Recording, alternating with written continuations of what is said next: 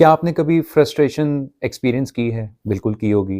कोई ऐसा वाक़या हुआ होगा जो आप एक्सपेक्ट नहीं कर रहे होंगे और फिर आपको इंतहाई शदीद गुस्सा आया होगा, आपका मूड और इमोशंस डिस्टर्ब हुए होंगे, आप चिड़चिड़ापन का शिकार हुए होंगे और हो सकता है कि आपने कोई टेंट्रम भी थ्रो किया हो। ये फ्रस्ट्रेशन इंटॉलरेंस कहलाता है। ऐसा कभी-कभार हम सबको एक्सपीरियंस करना पड़ जाता है। कभी भी हम फ्रस्ट्रेट होके डिस्टर्ब मूड का शिकार हो सकते हैं।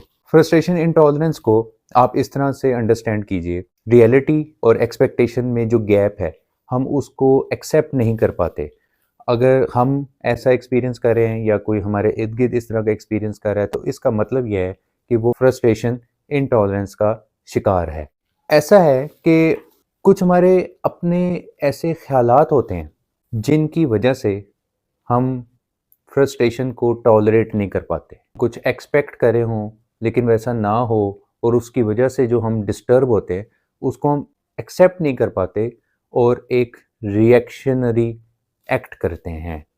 ये हमारे कुछ ख़्यालात की वजह से इस तरह मुमकिन होता है या इस तरह की हम चीज़ का तजुर्बा करते हैं। वो ख़्यालात बेसिकली यानी रिस्पॉन्सिबल होते हैं हमारे फ्रस्ट्रेशन के इज़हार का।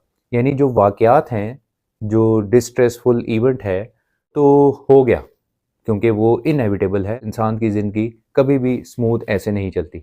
उसमें अप्स भी आते हैं, डाउन्स भी आते हैं। उन डाउन्स से रिलेटेड जो हमारे ख़्यालात हैं, वो हमें डिस्टर्ब करते हैं और उन ख़्यालात की वजह से हमारे लिए फ्रस्ट्रेशन को टॉलरेट करना मुश्किल होता है।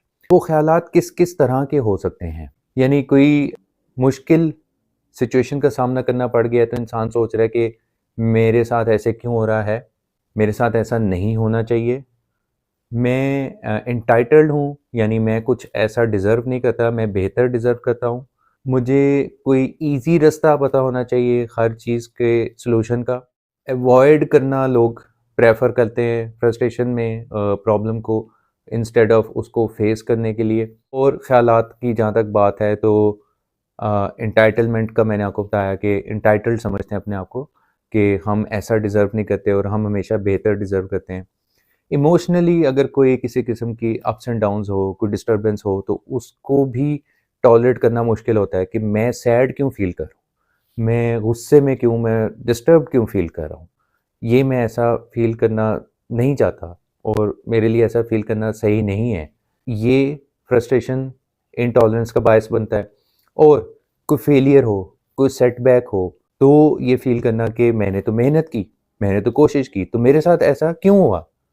और या मैंने जितनी मेहनत की मुझे उसका उस तरह से सिला नहीं मिला, तो ऐसा क्यों हुआ? मेरे साथ ऐसा क्यों? इस तरह के जो रवैये या इस तरह के जो ख़्यालात हैं, वो इंसान को फ्रस्ट्रेशन, इनटॉलरेंस की तरफ लेके जाते हैं। ज़्यादातर लोग जिनकी अपब्रिंगिंग एक पैम्पर्ड और बहुत ही कह लें कि कंट्रोल्ड एनवायरनमेंट में हो, उनके बड़े होके एक बड़ी एज में जाके फ्रस्ट्रेशन को टॉलरेट करने का मादा उनके अंदर चांसेस होते हैं कि कम हो। दूसरा अपनी पर्सनैलिटी, अपनी वे ऑफ थिंकिंग पे भी डिपेंड करता है। तीसरा कोई पास्ट के ट्रॉमेटिक एक्सपीरियंसेस हो सकते हैं जिनकी वजह से कोई इंसान फ्रस्ट्रेशन को टॉलरेट नहीं कर पाता।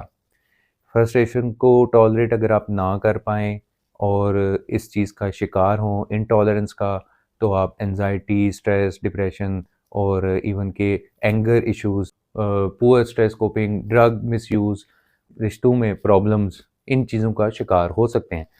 तो ऐसा नहीं है कि आप फ्रस्ट्रेशन इंटॉलरेंस का हमेशा ही शिकार रहेंगे, क्योंकि हमारे पास कुछ ऐसे तरीके हैं जिनसे आप फ्रस्ट्रेशन इंटॉलरेंस को कम कर सकते हैं। करना ये होता है कि कुछ प्रैक्टिसेस, कुछ एक्सरसाइज करनी है, जिसमें आपने अपने आप को ऐसी सिचुएशंस में डालना है जहाँ पे फ्रस्ट्रेट होने के चांसेस हों और बिल्ड करनी है अपनी रेजिलियंस। क्योंकि वही बात कि इवेंट्स इस तरह के होंगे, अप्स एंड डाउन्स आएँगे, सेटबैक्स, फेलियर्स। हमने रेजिलियंस बिल्ड करनी है ताकि हम फ्रस्ट्रेट होके कोई टेंट्रम ना थ्रो करें, हम इमोशनली डिस्टर्ब ना हो जाएँ, हम लाइक एक गुस्से और चिड़चिड़ेपन की वजह से पहचाने ना जाएँ। वो क्या प्रैक्टिसेस हैं?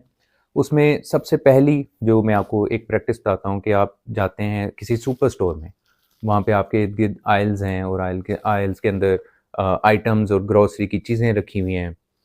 आपके पास ट्रॉली है, आप स्लो स्लो चल रहे हैं, रश भी बहुत ज़्यादा है, आपने स्लो चलने को प्रेफर करना है, आपने लाइन को नहीं ब्रेक करना, और उस स्लो प्रोसेस के दौरान अपने ईमेल्स या नोटिफिकेशंस नहीं चेक करनी सोशल मीडिया की, बल्कि आपने आयल्स में पड़ी चीज़ों पे गौर करना है, लाइटिंग पे गौर करना है, बैकग्राउंड स्लो सा म्यूज़िक चल रहा है सुपर स्टोर में, उस पे गौर करना है, डिस्टर्बेंस फील हो तो डीप ब्रीदिंग करनी है।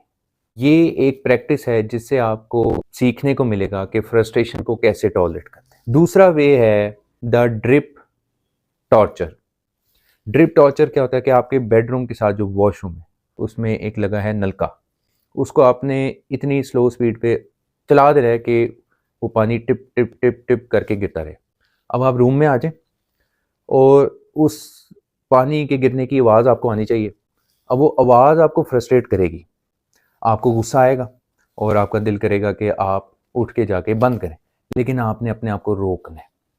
और अगर ये रोकने में आपको पट्ठों में, मसल्स में खिंचाव महसूस हो, स्ट्रेस महसूस हो, तो मसल रिलैक्सेशन एक्सरसाइज करें। पहली टेक्निक में मैंने आपको डीप ब्रीथिंग का मशवरा दिया, दूसरी टेक्निक में मैंने आपको मसल रिलैक्सेशन एक्सरसाइज का मशवरा दिया। अब ये करते कैसे हैं? इसके लिए आप थेरेपिस्ट के पास जा सकते हैं, मेरे पास आ सकते हैं, ऑनलाइन जा सकते हैं। एक तीसरा वे है द ज़ेन मास्टर स्टेयर। अब ज़ेन मास्टर स्टेयर जो भी होता है, लेकिन आप इसमें याद रखें स्टेयर को, यानी घूरना। आपने खाली दीवार ढूंढ के उसके सामने बैठ जाना है कि उस दीवार पे कोई फोटो शोटो भी नहीं लगी, आपके हाथ में कोई मोबाइल वगैरह नहीं होना चाहिए, कोई डिवाइसेस नहीं होनी चाहिए, और आपने 20 मिनट का अलार्म लगा के बस उस खाली दीवार को तकना है। आप बोर होंगे, आप फ्रस्ट्रेट होंगे, लेकिन उसी एक्सपीरियंस को आपने बर्दाश्त करना है और 20 मिनट की ये प्रैक्टिस करनी है। ये अगर आप डेली की करना शुरू कर देते हैं तो आप अपने अंदर एक्सपीरियंस करेंगे कि रेजिलियंस बिल्ड हो रही है, रेजिलियंस बन रही है। और एक चौथी एक्सरसाइज है फियर फेसिंग चैलेंज।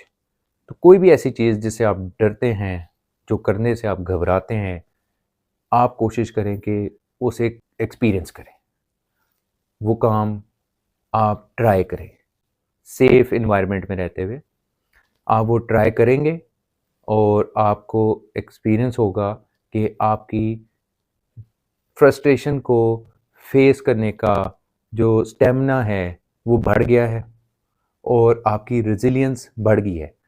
यूं हम फ्रस्ट्रेशन कभी भी जब लाइफ में आए उसको एक हेल्दी वे में अंडरस्टैंडिंग के साथ टॉलरेट कर सकते हैं।